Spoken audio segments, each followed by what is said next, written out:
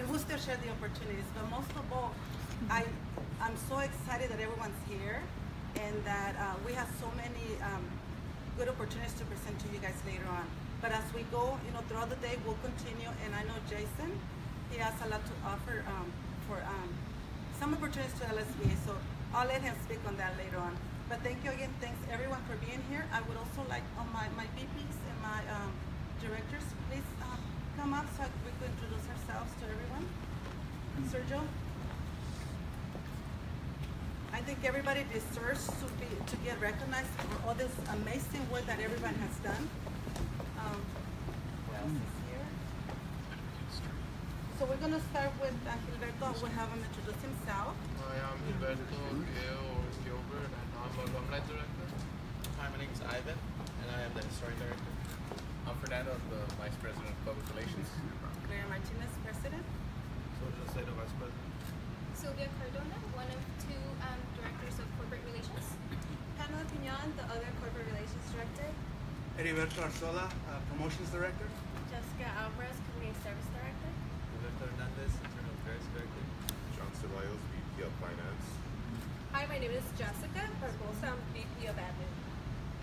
Thank you, guys. And I feel that it's really important for all of you guys to know who was doing all this work behind scenes, because some of us really go out of our way. We really take passion in our positions that we have, and I thought it was important so you guys get to know who those directors and VPs are.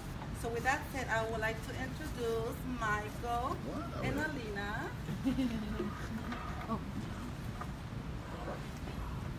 They will be our keynote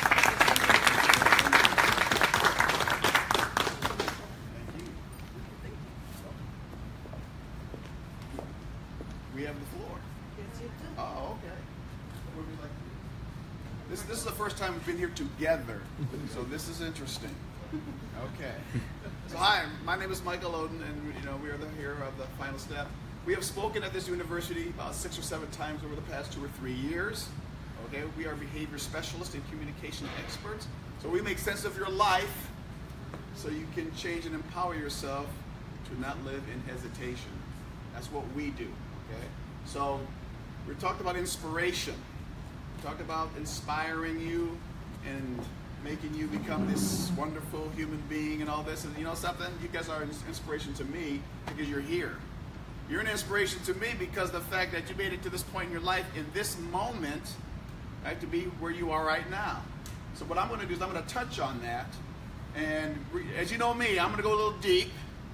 And you're going to understand some stuff about yourself you may not know or you may be carrying with you. So after today is over, you can take what you learned from this conversation and apply it to your lives.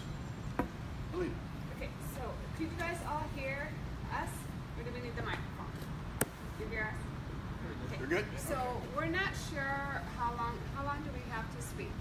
30 minutes. 30 minutes. Clock Okay, is so ticking. what we're going to do is Michael is going to what we call soft touches.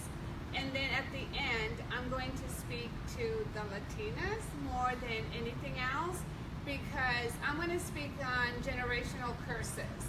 So when Michael is done in his 20 minutes, and I'm going to time him because you guys know that he's long-winded, then he's going to call me up on stage. Okay. Hit it. So, with the mic. All right, this is called free-flowing right now. So ask yourself this one question. How did you become the person you are today? Think about that. Where did your beliefs come from? Who taught you what you now know? What did you see growing up? What did you feel growing up? What did you hear growing up? What were the words? You got to remember, and I'm going to make a general statement, the fact that you are a first generation, most of you are the first people in your family who are doing something different, which is going to college or university, getting higher education. Therefore, you look like a Martian. You guys are different. So you got to understand something. You must have heard some things growing up, but you fought through it to get to this point in your life. So when you want to talk about inspiration, this is why I'm inspired by you guys. My family has been going to colleges for 4 or 5 generations. You guys are the first ones. So you guys are the mavericks of your family. But here's a price you pay for that. Who do you think you are going to college? Do you think you're better than us? How many have heard that one? How many here don't understand what you're trying to do when you go to college, or better your career, or get a future? What happens if you know more than your papa? What happens, ladies, if you know more than your mother and you're doing something different than your mother? And she's old school because she comes from the old land and you're doing something in the new land.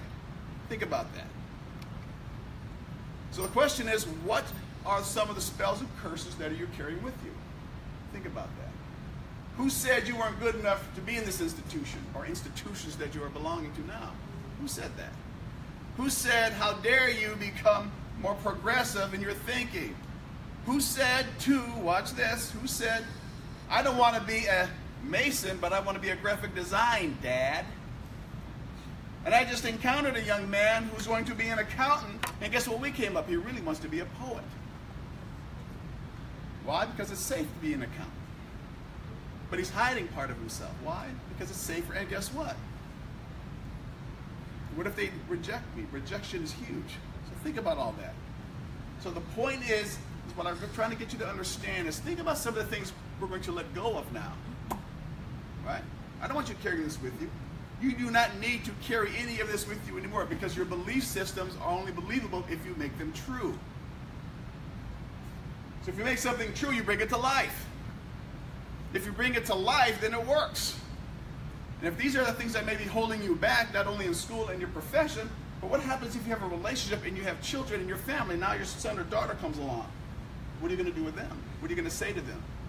Are you going to be different because you now know how to be different, or are you going to carry the old stuff to be the person? I get this a lot. I'm never going to be like my father. I'm never going to be like my mother. And who do we end up being like? Not right or wrong. Just it's funny about how that works. Because what do you see growing up all day long as a child? The wiring begins, and guess what you see? Guess who you become? It's just natural. Trust me, we've been there. And what about family members? See you doing something different that makes your life progress, and they have a little envy. I'm going to share something with you. It just happened. Has anybody heard of a Rhodes Scholar? Yes. Oh yeah, I got one in my family. Oh. So, one of the biggest things we've heard, one of the things we've heard over the internet was this. The book I wrote about people becoming better. Worst book I've ever read in my life. My own sibling. So what do you do with information like that? So what I decided to do was go like this. I catch the bullet and go, wow, worst book, huh? Wait, he did edit the workbook. Isn't that funny? Yeah. So I take this information, I go, I'm going to make that work for me. Because I am not immune to have curses and spells thrown upon me myself. I could take that and get upset about it. I could take that information and let it bring me down where I get stuck and I keep focusing on it. Or I could use it as fuel to make my career or my life or my situation even more improved. Hello? Okay, that makes sense? So, I will not allow that to impact my belief system, who I am. But what I will do is use that to know that I am human, that I have family too. And you know what family is? Oh, that family. In-laws, uncles, cousins, all that stuff. They can be a distraction. So as you guys go through your life, try not to make your family a distraction. People who don't appreciate your journey. Please appreciate your journey. All right? You are doing something no one in your family has done before, and guess what? You're going to be the predecessors of future generations in your family. So actually, watch this. Going to college is normal. It's what we do. You know, moving up the corporate ladder, or whatever, being an entrepreneur will be normal. It's what we do. All right? No one's going to judge you for being creative No one's going to judge you for being intelligent. No one's going to hold it against you for being, contributing to the planet. This is going to be your world. So, I decided to take some quotes, Latino quotes, to inspire you guys a little more, right? And I go here. I'm going to throw it out here. Latino Hispanic. Can anybody help me with this one? I never got that. I looked it up. Latino has to do with something coming from Spain. Anybody? No, the other way around. Okay, say that again, sir. The other way around. Hispanic means you were once from a place that was once a protectorate or ownership by Spain. I need you to come out here. Please. Please come on out. I love it. Because he asked me. I'm like, I don't know, I'm Latino. Please tell, by the way, you're live. Okay, educate us, yes. So Hispanic means that you come from a country of origin that was once part of the Spanish Empire. If you are Latino and Hispanic are like Venn diagrams, they can both be true, but there's also spaces that are not true, like Brazil. They were never part of the Spanish Empire. They're Latinos because they have a culture that stems from a Latin root from Europe. Nice. That's why, but it also has a lot of connotations to South, Central, and North America as well. That's why Italians are not Latinos. Thank you, Mr. Preciado, our special guest. So I have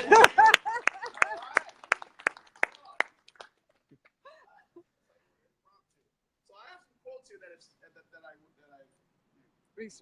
Googled.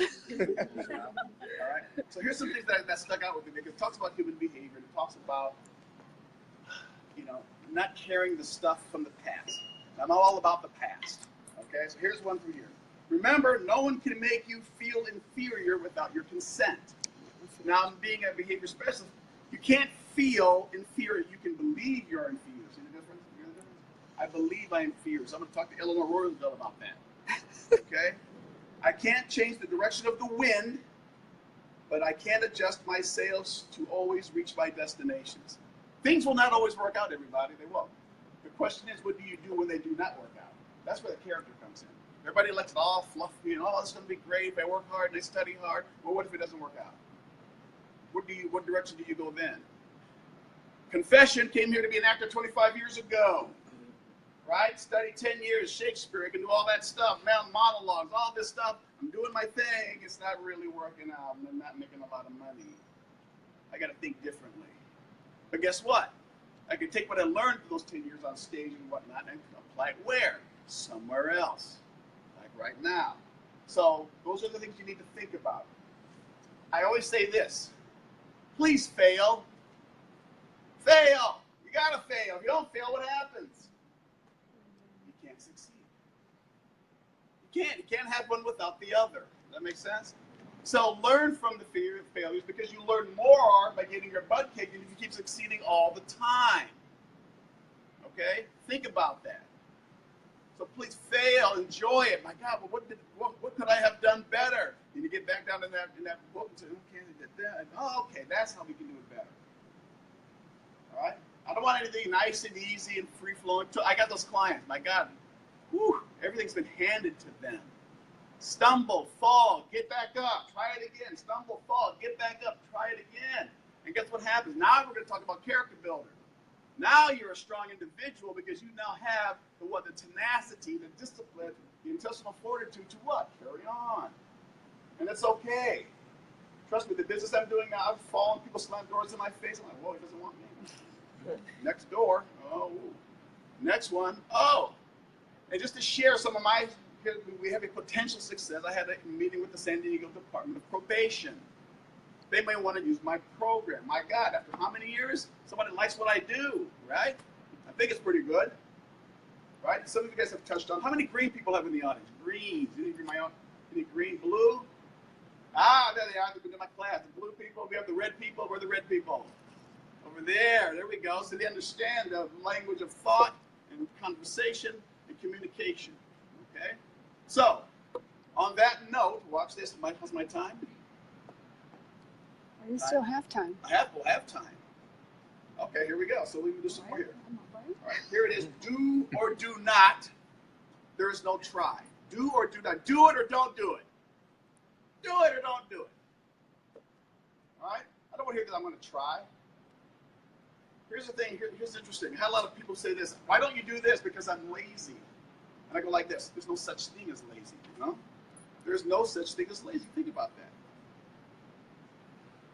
There's no such thing as lazy or being lazy. They're getting something out of by not doing something. What do you think that is? They're getting something out of by not doing something. Because guess what? If I'm lazy and I don't do something, I'm not trying. Why am I not trying? Remember the spells and curses we talked about before? Because there's a belief system in the back of our head that tells me if I fail, that thing they said back in the past will resonate, and my God, it'll be true. Does that make sense? Does that make sense? Okay. So therefore, you're not lazy. What you are is fearful. You're not lazy. You're just scared.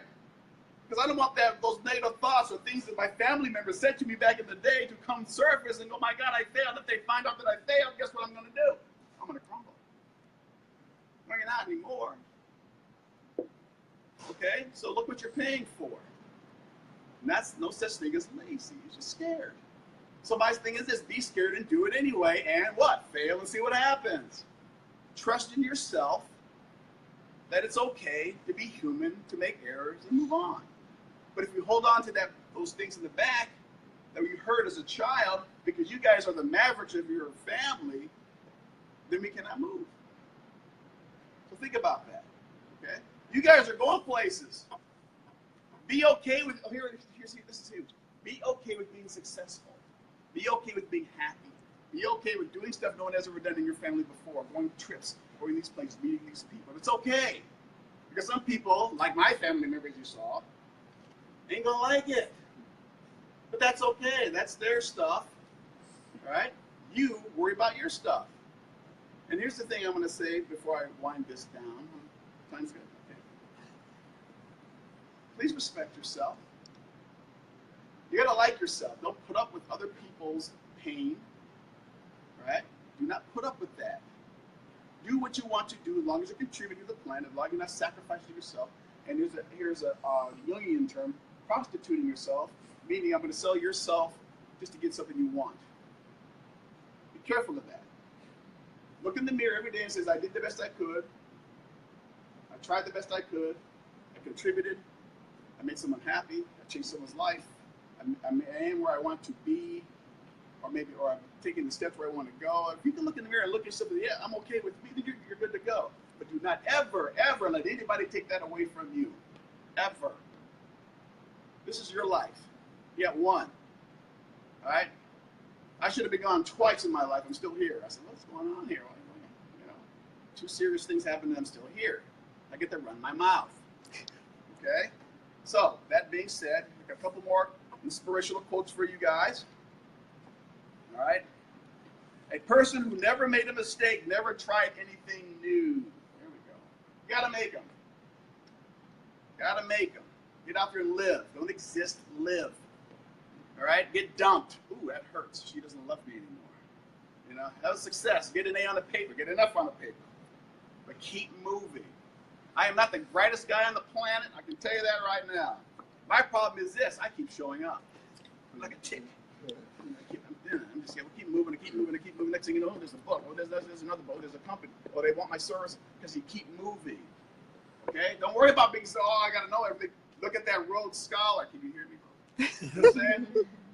All that stuff, but a lot of stuff here. Pain.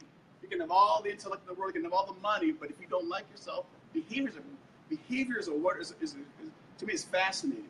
You can have all this stuff, right? But if you're not getting the right stuff from the right people you want to get it from, then that stuff doesn't mean anything. We're going to get more of it, just try to compensate. So think about that, okay? And here's the last quote, and it's from Cuba. With your tongue, you can travel the world. Think about that. With your tongue, you can travel the world. Maybe it's what you say to people, how you say it. You know, how you make them believe, how you make them feel. Now you can go places. How about take you in, right? Think about that. So your tongue can make you travel the world. Okay. So on that note, speaking of Cuba, ladies and gentlemen, the Cuban Missile Crisis herself, Alina Yugas. Come on up.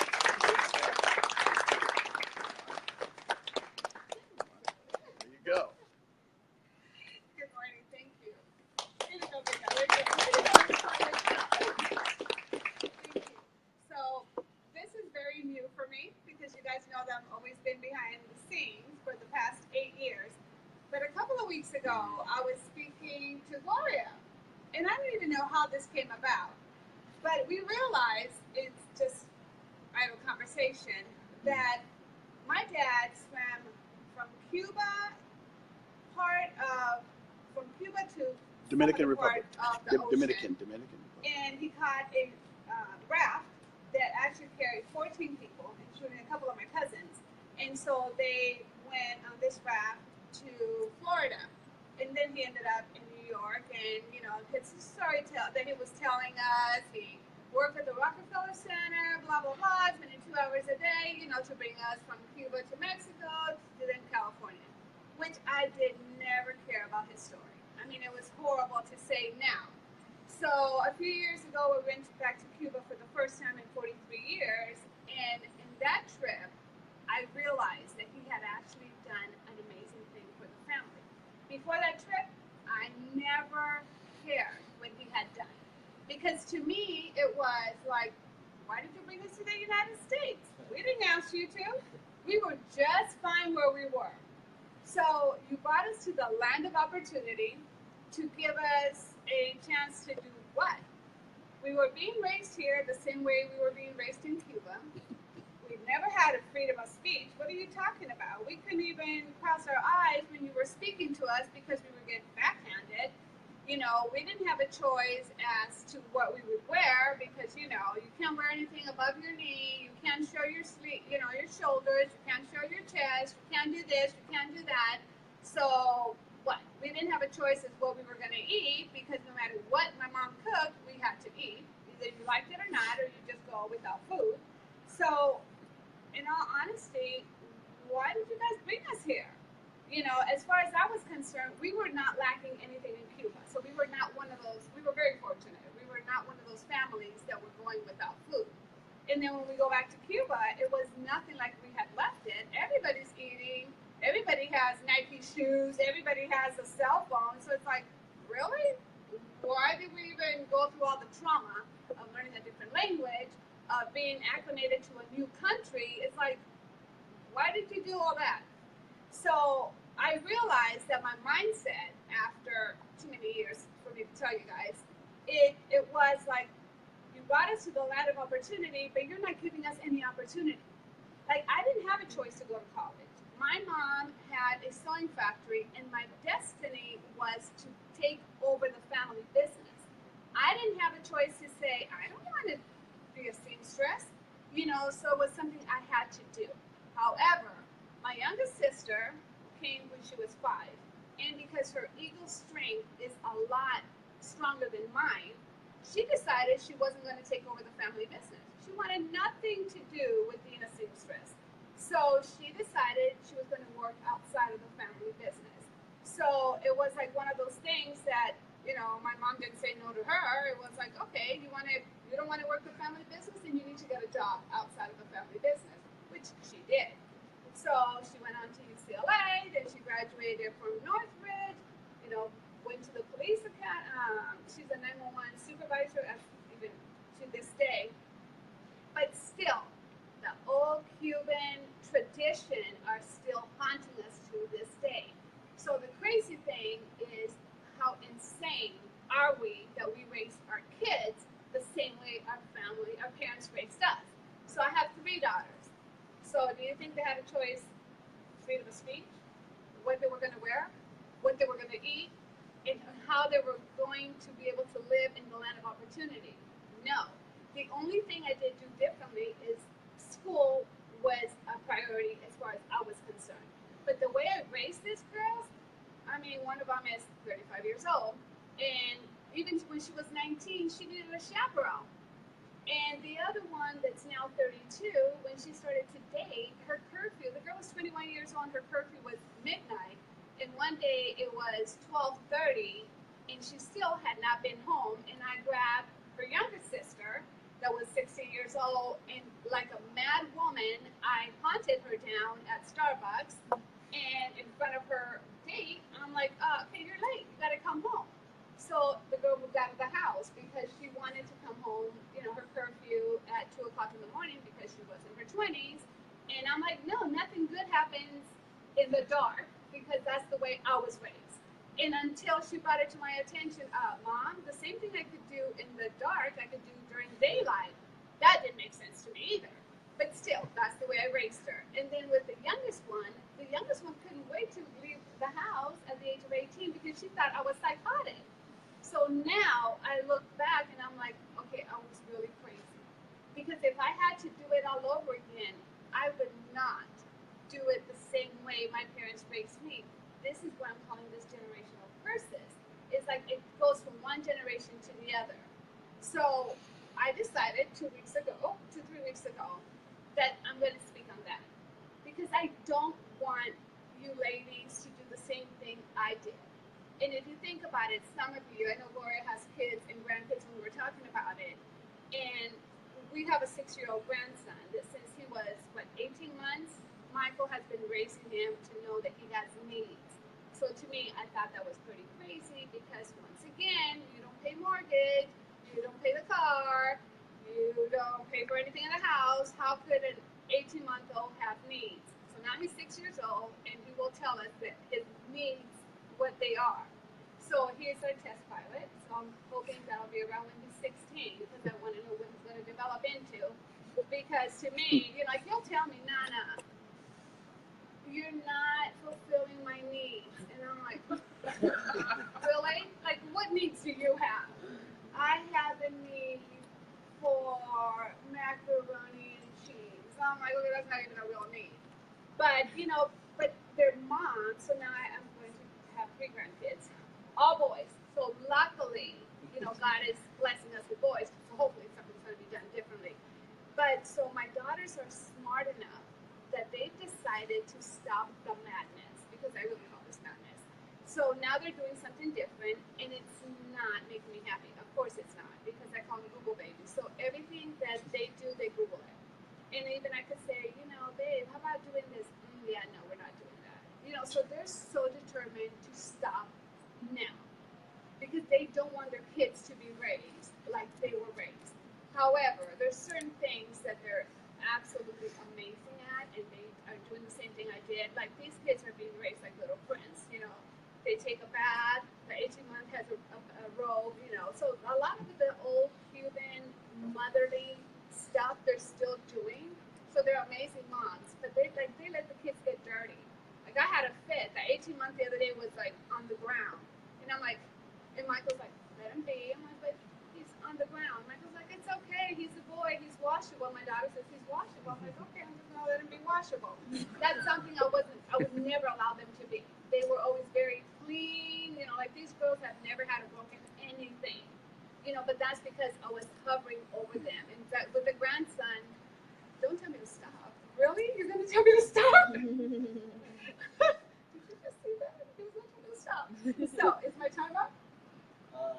Wind it down. 3 more minutes. I have more time. Thank you, sir. So, anyways. So, if there is a lesson that I want to give all of you, even the men, because you guys know that we're going to do this, you guys are going to do the same thing. It's something that has just been so ingrained in us.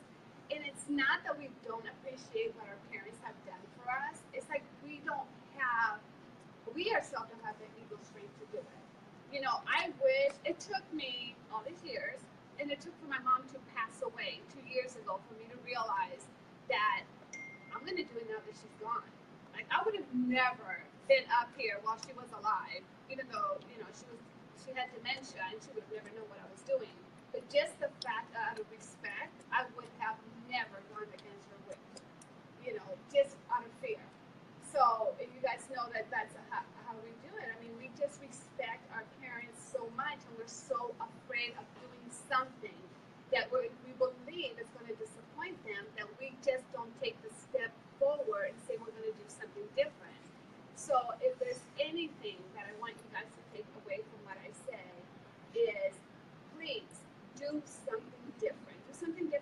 yourself, do something different for your kids.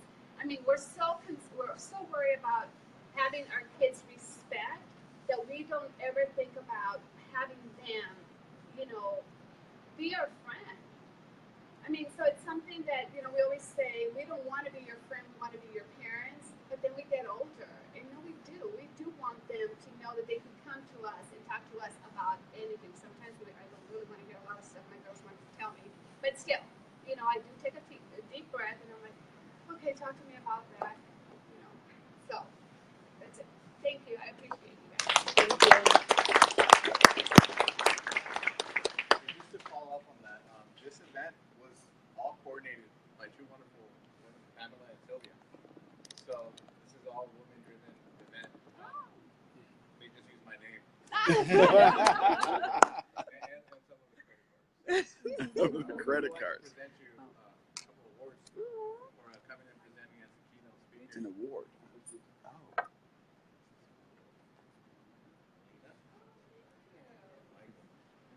I really appreciate you guys giving us your time. You're welcome. You're welcome. Anytime you can. Pat and Sylvia, this is all your event, so you guys photo.